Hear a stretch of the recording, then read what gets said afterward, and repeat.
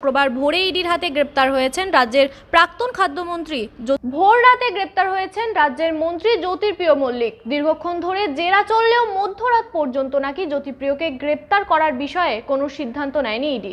তবে পরিস্থিতি বদলে যায় মধ্যরাতের পর। কি হয়েছিল 27 অক্টোবর রাত 12টার পরে? জানা যাচ্ছে জ্যোতিপ্রিয় আত্মসহায়ক অমিতদের বাড়িতেও গতকাল হানা দিয়েছিল ইডি। মন্ত্রীর পাশাপাশি তার সহযোগীকেও জেরা করেছিলেন ইডি কর্তারা। সেই আবহে রাতের দিকে অমিতের কাছ থেকে বেশ কিছু তথ্য পান ইডি কর্তারা। সেই তথ্যের ভিত্তিতেই রাত 12টার পরে নতুন করে জেরা করা হয় জ্যোতিপ্রিয়কে।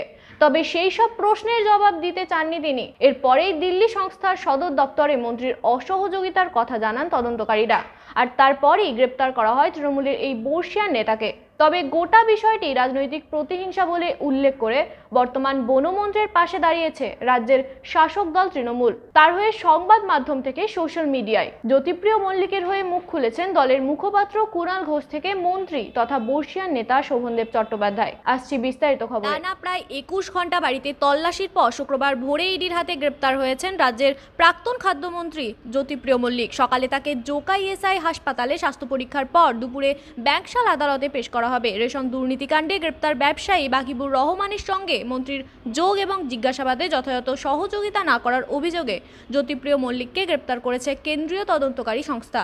তবে গোটা বিষয়টি রাজনৈতিক প্রতিহিংসা বলে উল্লেখ করে বর্তমান বনমন্ত্রীর পাশে দাঁড়িয়েছেন রাজ্যের শাসক দল তৃণমূল। সংবাদ মাধ্যমে জ্যোতিপ্রিয় মল্লিকের হয়ে শোভনদেব চট্টোপাধ্যায় বলেন, কাউকে গ্রেপ্তার করা মানেই তার বিরুদ্ধে অভিযোগ প্রমাণ হওয়া নয়। আগেও গ্রেপ্তার হয়েছে, তাদের বিচার এখনো চলছে। বিজেপি বুঝতে পারছে বাংলায় তাদের অবস্থা ক্রমশ সঙ্গীন হচ্ছে, পরের লোকসভা ভোটে আরও খারাপ হবে। তাই প্রশাসনিক নয়, তদন্তকারী সংস্থাকে এভাবে কাজে লাগিয়ে তৃণমূল নেতাদের একে একে জেলে পাঠাচ্ছে।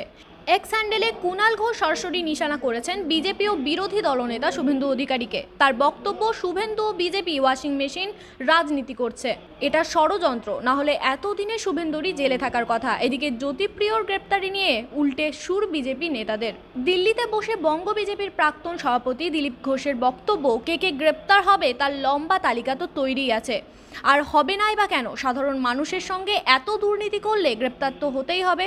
শুভেন্দু অধিকারীর ক্ষমতা থাকলে তৃণমূলের সব এমপি এমএলএদের সবাইকে জেলে ঢোকাতে পারে।